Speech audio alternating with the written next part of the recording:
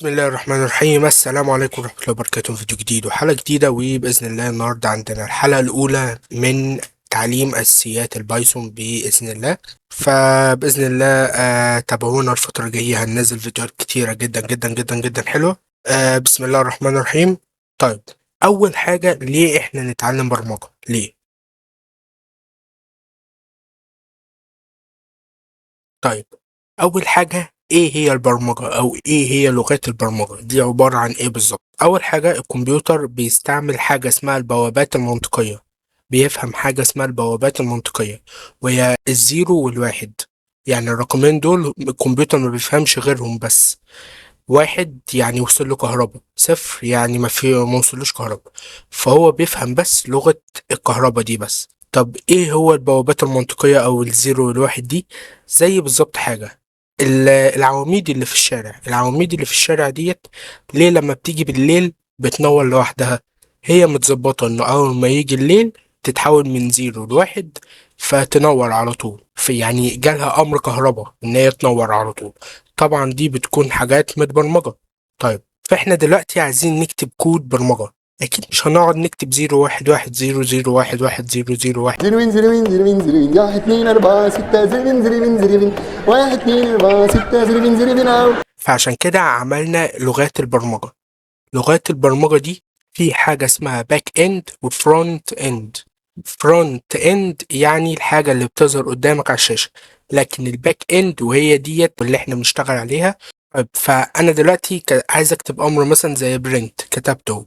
ايه اللي هيحصل، او الكمبيوتر هيفهم ازاي الامر ده؟ البرنامج اللي انا بستعمله هياخد الكلام ده يحوله لزيرو وواحد وكود معين كده، بحيث ان الكمبيوتر يفهمه. طيب، فاحنا مستعملين دلوقتي برنامج زي الفيجوال ستوديو كود، او في مثلا الكوماند برومبت. كوماند برومبت ديت بتعمل حاجه اسمها باك اند، اللي هي بتاخد الكود اللي انت كتبته ده وبتفهمه للكمبيوتر على هيئه ارقام زيرو وواحد. فكده ابقى قلت ليه ان احنا لازم نتعلم برمجه. ازاي بقى ننزل البرنامج ده، وازاي اصلا ننزل البايثون؟ هتلاقوا رابط في الوصف، او ممكن تروحوا تكتبوا كده اهو، فيجوال ستوديو كود داونلود. هتلاقوه اول موقع. تمام، هنا اهوت. ماشي، نخلي دي بس على جنب كده. ماشي، الموقع هيفتح اهو. هتختاروا سواء انتوا ويندوز او لينكس او ماك. انا مثلا لو اخترت ويندوز اهو هيبدأ ينزل على طول، بس انا منزله خلاص، مش محتاجين. نفس الكلام، عايز انزل مثلا لغة البايثون اللي احنا هنشتغل عليها بإذن الله، نكتب كده. طيب، بايثون داونلود كتبناها اهي، خلاص اقفل دي بقى. طيب، ظهر لي هو داونلود بايثون. تمام كده، زي ما انتم شايفين اهو. وهعمل داونلود بايثون وهيبدأ ينزل، بس انا منزله فخلاص يعني. بس ممكن تيجي تشتغل يقول لك اللغة اللي انت بتستعملها اللي هي البايثون undefined او غير موجودة. فالاحسن ان انت هتروح هنا اهو، ماشي، وهتكتب بايثون في البرنامج. يعني ده احسن خيار عشان ما يحصلش معاك مشاكل بخصوص اللغة بإذن الله. طيب، زي ما انتم شايفين بايثون هنا اهو، وهتلاقي كلمة اسمها داونلود، بس انا عندي منزله فخلاص يعني. طيب، فهتعمل فولدر في اي مكان بره على الديسكتوب.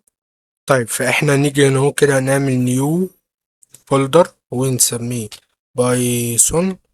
ممكن تعمل له فايل بقى على الديسكتوب او جوه زي ما انتوا عايزين عادي. المهم انا عملت الفايل اهو، فخليه هنا.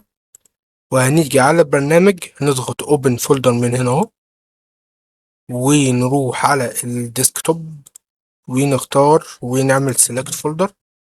هيفتح لنا الفولدر بتاعنا. طيب، عشان ممكن الناس تعمل فايل بشكل تاني، فلو هتعمل من الخانة ديت هتلاقي حاجة اسمها بايثون، هتختارها وتمام، بس اتبع طريقتي افضل ليك. تمام، فنيجي من هنا اهو كده، او من هنا عادي، ممكن نيو فايل من هنا، بس انا هعمل نيو فايل من هنا.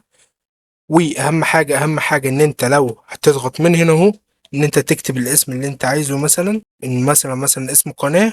اهم حاجة تيجي في الاخر تعمل نقطة كده بي واي، عشان الكمبيوتر يفهم ان انت هتستعمل لغة بايثون.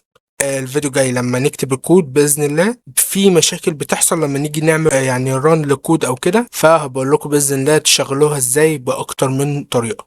فبس وصلنا لنهاية الفيديو. بإذن الله الفيديو جاي هيكون أول أمر نشتغل عليه، والسلام عليكم ورحمة الله وبركاته.